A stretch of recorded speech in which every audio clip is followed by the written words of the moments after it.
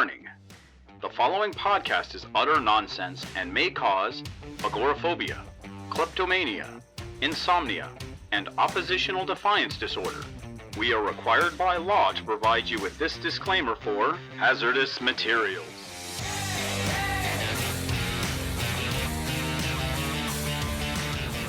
Welcome back to Hazardous Materials, where the wing's the thing. I'm Gideon Gonzalez, and joining me as always is my co-host, Casey Johnson. And this week we're going to be taking a semi-deep, but not too intrusive dive into some of the side characters from the currently airing Falcon and Winter Soldier TV show. We picked out three of our faves, and we each picked a story to highlight what we really love about those characters. Mm-hmm. Yeah, we're going to take a look at some of the characters that you're just now seeing for the first time.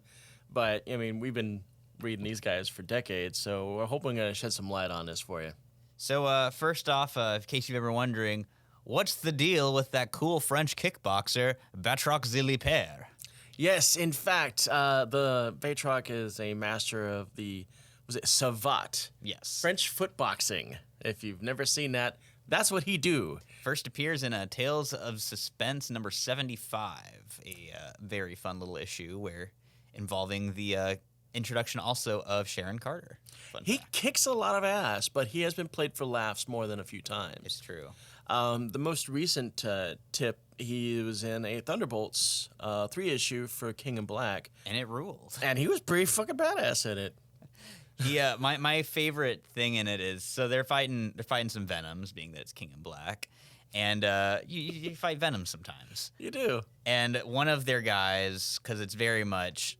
This, more than almost any other Thunderbolts, feels like Suicide Squad.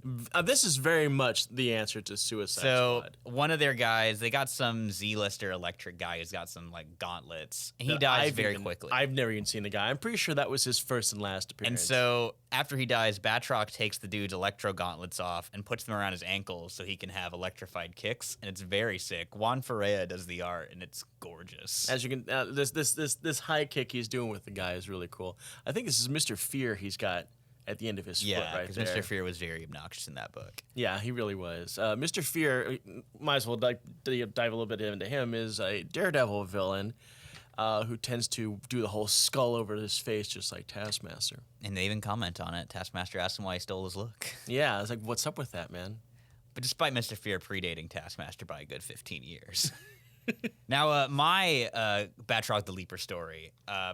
So I could have gone, my heart said that issue of Grunwald's run, which we'll throw up right here, where Batroc gets drunk with his boys and decides to challenge Captain America in the middle of the night. Very fun. But my serious answer is the recent Unbelievable Gwenpool book, which has a shockingly sincere take on Batroc. Mm-hmm. He's kind of like a mentor figure to her. And it almost makes me cry at the end with his farewell. Because this version, she even says, you're going to stick around, but this version of you is never going to show up again. It's just like, oh. Oh, yeah. You should probably know that Gwenpool is intrinsically aware that she is a comic book character. What continuity is all about. It does the meta thing very, very well. It's Chris Hastings, who you may know from the long-running webcomic Dr. McNinja, and Gurihiru is a pair of artists that do phenomenal work on the book. Yeah, there's actually a point towards the end of her run where she knows that she's at her last issue. She takes a shark dog to Deadpool because she knows this is the only way this character is going to get any level of permanence. Got to stick him around somehow. Yep. But yeah, a very sweet take on Batroc you don't see too often. My hot take was actually what we were just talking about, was that Thunderbolts book, because Batroc has been played for laughs. Even in the book he normally pops up in, which is Captain America. Mm-hmm. Sometimes it's like, okay, it's Batroc the Leaper. What? You know, and Batroc has been pretty cool. I mean, he even had his own mercenary brigade. Yeah, Batroc's brigade. With Machete and what's that guy that had the pole arm? And God, it's not Pike? Javelin, but it's Pike maybe, something like that. I mean, he's long dead. But yeah, again, God, I really got to look up what that Grunwald issue is, because it's just them hyping him up while they're at a bar. And it's like, I could take Captain America. It's like, yeah, boss, you could. Let's go find him. Let's go challenge him in the streets. So he's in this Thunderbolts book I'm talking about, which is a new team of Thunderbolts put together by Wilson Fisk, who is the mayor of New York. Fun times. He's, of course, he's succeeding the previous mayor of New York, which was J. Jonah Jameson. New York can't catch a break. No, it really can't. So Wilson Fisk is doing his thing, and he collects a group of villains to go take out this MacGuffin that they've got in the King in Black. So he gets like Taskmaster, Mr. Fear, Star, and Batroc. And Batroc turns out to be really the one of the breakout stars of this book. Yeah, and in Gwenpool, the way he's introduced is that he is part of a team that's assembled with a mercenary team assembled with Gwenpool, and she keeps them around as her henchmen, basically. But he's like, "Hey, I'm the only one here who has like actual supervillain experience. Let me tell you how this should go down." And he's also like hyper competent, which is the thing a lot of people forget about Batroc, is that this is a guy who goes toe to toe with Captain America, like one of the greatest hand-to-hand fighters in the world. And they firmly established that in Winter Soldier's beginning scenes. Yeah, but to say he rules. What's his name? George St. Pierre? George's Batroc. Yeah, he rules. And George St. Pierre, yeah, he's got the same first name. Exactly. And he's going to be in episode 5 and 6 of Falcon and Winter Soldier. Oh, cool. So it's going to be really cool. By the time this drops, they'll both already be out. So. Yeah, so you'll already know about just how cool he really is. I've noticed, and this is kind of a footnote going out on Batroc, but I've noticed that almost 85 to 90% of the surviving MCU non-cosmic villains have been Thunderbolts members. Interesting. Interesting. Wonder if that'll come up later. Yeah, that's called foreshadowing. Our next point of interest is the not your least favorite whiskey brand, but is in fact John Walker, alias Captain America, alias U.S. Agent. Casey, lay it on me. What defines this character for you? Well, you know what? The thing that really, and this is something that actually gets talked about in the 4th episode, except they did it to a smaller degree. But Captain America, U.S. Agent, John Walker, is a product of Power Broker. And in the comics, Power Broker is a small company that's handing out low-level strength and durability, usually to wrestlers, especially the Extreme Wrestling Organization. Another Mark Grunwald creation. Yeah, that the Thing was a part of. Yes. And so the government gives John Walker the Power Broker treatment. They get Taskmaster to train him up, which is another Thunderbolt. Hey, and the guy, he'll take a paycheck from anyone. Yeah, even the U.S. government. So even though Captain America is Captain America and Steve Rogers is Steve Rogers, the government thinks, oh, well, as long as we just have a really strong dude wearing the Captain America colors, he'll represent us just fine. And as you can see in the 4th episode of Falcon Winter Soldier, that doesn't exactly hold up either. The comics version of that is a lot more bloody. In this, the Watchdog organization, I guess trying to make a name for themselves, get a hold of John Walker's parents. And because, the perfect way to really win over a hero who's just starting out and may not know exactly what his limits are, let's kill his parents. And that's exactly what they do. And John Walker loses his ever-loving shit. You can see in this cover from Cap 335, it's got a cute little blurb of like, see the new Cap in his first adventure. Well, he is just slaughtering these dudes. And that's exactly what he does. He kills all of them. And that's right then and there, the government's like, hey, Steve, you know that John Walker guy we put together? Not exactly working out. You need to do something about that. And, of course, John Walker, being John Walker at the time, very ego-driven, is not ready to give up the Stars and Stripes. Oh, yeah. That year and a half of storytelling from Cap 333, when Walker first dons the costume, to Cap 350, when Steve beats the costume off of him. The Captain Saga, as some may call it, since Steve is wearing the black, red, and white the Captain costume that would later John Walker would adopt as U.S. Agent. And speaking of that, I've actually got a follow-up to this one. The other thing I really liked is when Henry Peter Gyrick, our government liaison, everyone's favorite red tape inducer, assigns U.S. Agent to the West Coast Avengers. Which, of course, that goes over really well. The West Coast Wackos.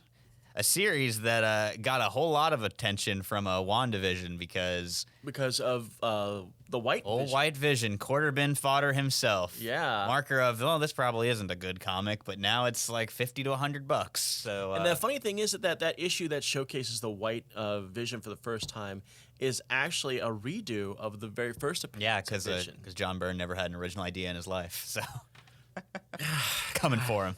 You know, I know John Byrne's got a lot of issues, but the man drew Sabretooth. John Byrne hater right here. Uh, But anyways, the Watchdog Massacre is a Mark Grunwald, Tom Morgan collaboration. Very fun. Soon to be reprinted in a epic collection, Captain America, The Captain. yeah. Very good. Excited to see that. Because there was an old paperback that collected that whole time period, but it's it's out of print now and a little out of most people's price range. If you're willing to bid up to that stupid amounts on eBay, go for it. But I'll wait for that $40 trade. I really hope that the John Walker that is going to be in the MCU from now on puts on a more U.S. agent. I mean, he's basically got the costume just in navy instead of black. Yeah, I guess you could still hold on to that because that still does give him a unique look. So my favorite John Walker stuff, it's not Captain America, although the Greenwald stuff probably is my favorite, let's be honest, but you already took it. So I took it, sorry. yeah, the Rooney stuff's amazing. West Coast, not my cup of tea. Talking about the Volume 2 of Dark Avengers, a.k.a. Thunderbolts. Ah, yes. Looks at the camera and winks, another Thunderbolts reference. Take a drink every time we mention Thunderbolts this episode. It's happening a lot more. But this was from Jeff Parker, who had a very long run of Thunderbolts up until then, with Declan Shalvey, Neil Edwards, and a few other fill-in artists. And this one, it is not the Dark Avengers from Volume 1. I think Moonstone's the only one of that bunch that sticks around. Yeah. But you've got U.S. Agent, you've got Hawkeye's brother, Trickshot, you've got Scar, son of Hulk, you got, God, I can't remember what his name is, but South American Spider God. It's like some, he's got a hyphenated name I can't pronounce. But he looks like Black Suit Spidey with 6 arms. Yeah. There's Toxie as Scarlet Witch. Let's talk about that. Yeah. So her and the Spider Dude first showed up in I think it was like Kelly Sue DeConnick mini setting up a story in Bendis' New Avengers. It was Osborn, Evil Incarcerated. Mm-hmm. And Osborn is in one of the Marvel prisons, and his cellmates happen to be these two. And he's like, hey, you want to bust out here and make a new Dark Avengers? I got the son of the Hulk on the line. Yeah, Scar. Scar was in. Where has Scar gone? I don't know, man. I'm surprised he hasn't shown up in Immortal Hulk. Right. 'Cause I think this book was the last time I really remember seeing him anywhere. That's the last time I've ever seen him. Oh, and also Ragnarok, the robot Thor from Civil War. I totally forgot about Ragnarok. He's in here, yeah. He's the one that put the hole through our boy Giant Man. Yeah, I'm still mad about it. Yeah. Never not gonna be mad about it. But this Dark Avengers book is basically this team. John Walker is leading these guys. He's been through some stuff over the years, in between his first appearance and now. He's got robot legs. He's Lieutenant Dan in it. He is leading this team of misfits and monsters as they go into essentially an Earth 3 style dimension, where you got a like Dr. Frankenstein Iron Man. You've got King Thing's Gladiator ring. You got Doctor Strange, a very evil wizard. I like this because it gave the beginnings of Trickshot's redemption arc. Yes. And I really like redemption stories. I remember when Barney was first brought back in Hawkeye Blind Spot, I was really mad because I liked Trickshot, the prior villain, the guy who trained Hawkeye how to shoot a bow and arrow. Yeah, the pudgy one. Exactly. I liked him. He was a cool villain. And I was mad that he dies. I love that, I think it's Jim McCann wrote all those Hawkeye minis around that time. Mm-hmm. But, yeah, I was also like a teenager, so I was just like, this is different. I don't like it. But I over time, this book really helped turn me around on Barney, because I was like, oh, so Hawkeye's brother, it just happens to be alive and just happens to also be good at archery. And happens to have the weirdest mask possible. Yeah, very bizarre. Okay, I don't know if you know this, but or if you ever read something with Trickshot, but his mask is basically this. It's like an X. It's pretty sick. Oh, that's right in the middle of his eyebrows, crosses over the bridge of his nose, and then stops right here. I don't even know really what the point of it is. A little target. Yeah. In the eyes. I mean, it's not like he's an X-Man or anything like that, but he's just got this X on his face, like a half domino mask. But But yeah, between this book and his later appearances in Fractions Hawkeye, I really warmed up to the character. Yeah, absolutely. And again, this is some good nuanced John Walker stuff because he often can be just like, and I think in West Coast Avengers especially, just kind of it comes off as a cartoon. He's a hot and cold, just like Batroc is. Yeah, sometimes he's just like the most boring stereotype imaginable, and it's just like, oh, this guy again. But then he's not like, played for laughs. He's either somebody trying to redeem himself, or he's an insufferable ass again. Yeah, basically. Yeah. And I think in Dark Avengers is an interesting thing because he's still an asshole, but he's on a world of bigger assholes. So Yeah. he is, as a team of, I feel like Lesser Evil should have been like the subtitle of this Dark Avengers run because that's really what the gimmick is. He's actually in a miniseries right now, and his current shield looks like Captain America's shield still, but instead of the star in the center, it just says U.S. Us. So, yeah. And it's I don't remember. I feel bad for not remembering who's drawing it. I know Marco Cicchetto's doing the covers, but Chris Priest, one of my favorite comic writers of all time, is writing it. So I was going to trade weight and pick that up. It's a little confusing. I mean, that's how Chris Priest does. Oh, well, then he certainly did his job. He is the master of the nonlinear story. And it's nonlinear as hell. Check out his Panther's Deathstroke. Sorry, I had to plug some Chris Priest in here. Oh, my God. Completely unrelated. All right, so what's that? Well, what's next on the list? Our final villain, you know him, you love him. He does the fun little dance. He wears the purple eggplant mask. We are just talking about Baron Helmut Zemo. Our boy Zemo. Captain America's greatest foe, some would say. Yeah, the best villain since Loki. I mean, this guy's got charisma bleeding out his eyeballs. I already loved Daniel Bruhl in Civil War, where he's playing. It was nothing like comic Zemo. No. But he was still really cool. Yeah. And he took out the Avengers. So he was Zemo A+. in name, but at the end of the movie, when I saw that this locked him up, I was like, Yeah, here and on Winter Soldier, he gets to go full campy supervillain. It's delightful. Yeah. It's so great. Casey, lay it on me. What is your favorite Baron Zemo story? My favorite Baron Zemo story is actually, it could really be the entire length of the Thunderbolts books. That is a good 150 issues he's at least. I mean, there's a few issues in the center where he has nothing to do with the team whatsoever because, I mean, okay, I hope I'm not ruining this for you because this is basically the first issue, and I know we talked about this before. We've talked about the concept of the Thunderbolts and what it really was. Oh, of course, yeah. But the greatest twist in superhero comics. Well, yeah, one of the best kind of maneuvers that Marvel has ever pulled off, and this was in the mid-'90s when the Avengers had essentially disappeared for like a year. It disappeared to be drawn by Rob Liefeld for a year. Geez, that was painful. So this new team just shows up out of nowhere of heroes that no one has ever seen, and Marvel even marketed this as the replacement of the Avengers. This is going to be the new thing going on. While the Image guys play with the big toys, we gotta beef up. We got this thing going on here, and it's being drawn by Mark Bagley, who is one of my all-time favorite artists and the best Spider-Man artist I've ever seen. I do love some Mark Bagley Spider-Man. That's Ultimate Spider-Man was one of the first comics I ever read. So that's he burned just, in my mind. All of those Ultimate Spider-Mans. I mean, he really marathoned it. If you're gonna get something that's good and consistent, and you want to hire someone that's going to be around for years, you're going to hire Mark Bagley. Oh, yeah. Lost track of what I was talking about. Anyway, so at the end of this book, these heroes are revealed to, in fact, actually be the Masters of Evil, led up by Baron Zemo. Who's wearing a mask under his mask. Because that's my favorite thing. Well, actually, no, he isn't. He takes off the mask, and in the shadows goes over to a closet, puts on his Zemo mask. Even more extra. And then pumps his fist and proclaims what they really are. So good.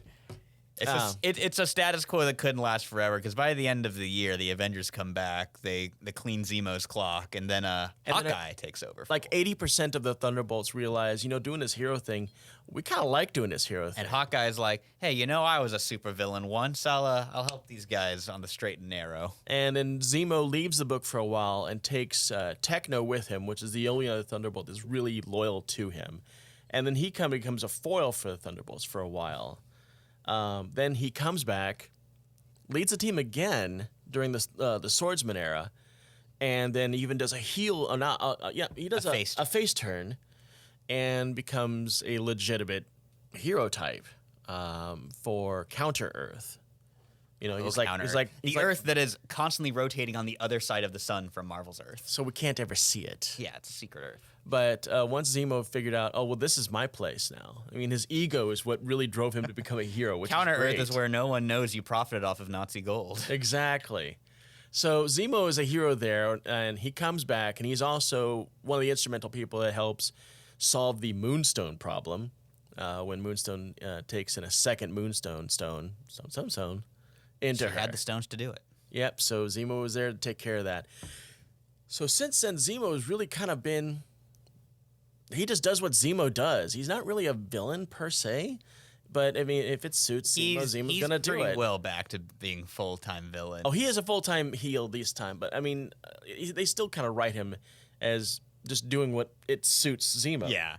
It's not my pick for my favorite Zemo story, but during the lead up to Secret Empire, with the Hydra Cap era. Mm-hmm. One of my favorite issues of that is I think it's number 3 or 4 when Steve-El goes to find Zemo, and in Steve-El's fake memories, he and Zemo are like the best of friends. So he like busts into prison, and Zemo's like, "Oh God, I'm gonna die." He's like, "Helmet, my good friend," and Zemo. You can see Zemo's thinking just like, "Oh, I can turn this to my advantage." Exactly. Cool. Not skipping a beat. Zemo turns on Zemo like, yes, I am. Steve, my best friend. Please remind me of our childhood together. Yes, let's reminisce about it. I need to catch up on how this really works. Very fun stuff. Yeah. But my favorite Zemo story is also my favorite Avengers story from Roger Stern, possibly my favorite comic book writer. Well, he's a top 3er for sure. And from what I've been told, is considered the best Avengers story ever made. By many, yes. This is, of course, Roger Stern and John Buscema's run-concluding epic, Avengers Under Siege, in which Baron Zemo and the Masters of Evil destroy Avengers Mansion and just kick the snot out of the Avengers. And put our boy Herc in a coma. Yeah, the Incredible Hercules gets beaten to a coma by the Wrecking Crew and Power Man, not Luke Cage, the guy who would later become Atlas. Yeah. Eric, what's his last name? Eric, oh God, Ross, I don't know. He's actually the most stand-up dude in Thunderbolts. Yeah. He's like... He stood on Hercules' chest until it caved in. He's trustworthy. He believes in his friends a little too much. During the second round of Thunderbolts issues, when he perceives Captain Marvel, this is the son of Captain Marvel before Carol Danvers, Janice, might be actually flirting with Songbird. In his brain, he thinks that's going to disrupt the romance that I know is existing between Songbird and Mach 1. That can't happen, and loses his crap, beats the hell out of Captain Marvel, and throws him in the water when he's knocked him unconscious. Has his moments. Atlas is a bad dude. But he's your buddy. He's your buddy. He's a ride or die. But so Zemo has this incredibly elaborate plan. It involves using the villain Blackout to drop them into the Dark Force dimension, get a little bubble going, while Moonstone is psychologically manipulating him to keep him on the up and up because Blackout's pretty crazy. Is it Blackout or is it Bolt? It's Blackout, right? It's Blackout. Okay, yeah. You've got the Wrecking Crew and Power Man just rushing Hercules and beating the snot out of him. While you got the Absorbing Man and Titania coming in there and wrestling up and down the Pims. It's a very, very layered plan. He got goons, but the real focus is on having Captain America captured. And Zemo has Cap. Zemo's a hard-on for bringing Cap down off his high horse. Because he blames Captain America for the death of his father, Heinrich Zemo, who killed Bucky. So, they just keep going back and forth. But he's got Cap tied to a chair while he tears up his last picture that he has of his mom and his last picture of Bucky.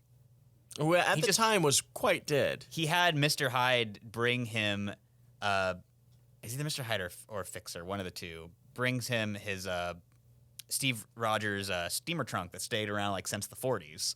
And he's just like going through it and just like, burning like his journals and stuff. It's just some prime petty supervillain stuff. And the Fixer goes on to become the Thunderbolt Techno, who's still gonna be Zemo's boy.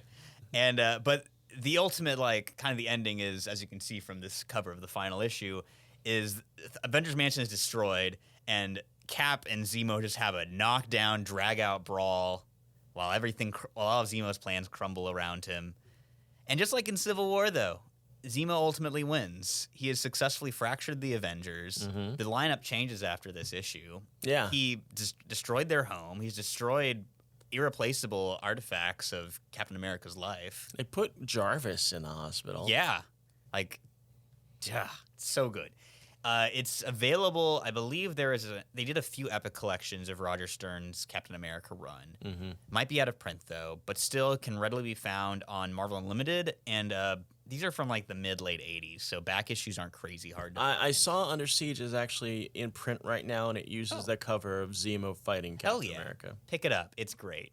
The epic collection might be a little bit pricey because it's $40 and it's got like 20 issues worth, but all of Roger Stern's Avengers run's phenomenal. That's one of my favorite comic runs of all time. Do we got any remaining characters on Falcon Winter Soldier we haven't really thought of yet? There's the one you spoiled for me, but we're not going to talk about it. We can't talk about it because I've seen the major character that's in episode 5, Gideon. Gideon has not seen this episode, and my production boys, they have not seen it, and they don't even know what the hell we're talking about with this character, so we really can't talk about it. So we're not going to talk about her. I'm more than happy to talk about the Power Broker, though, because that's a character who I marked out for when they were mentioned. Yeah, they've hinted more about Power Broker in episode 5, but it seems like it's going to be a last episode reveal.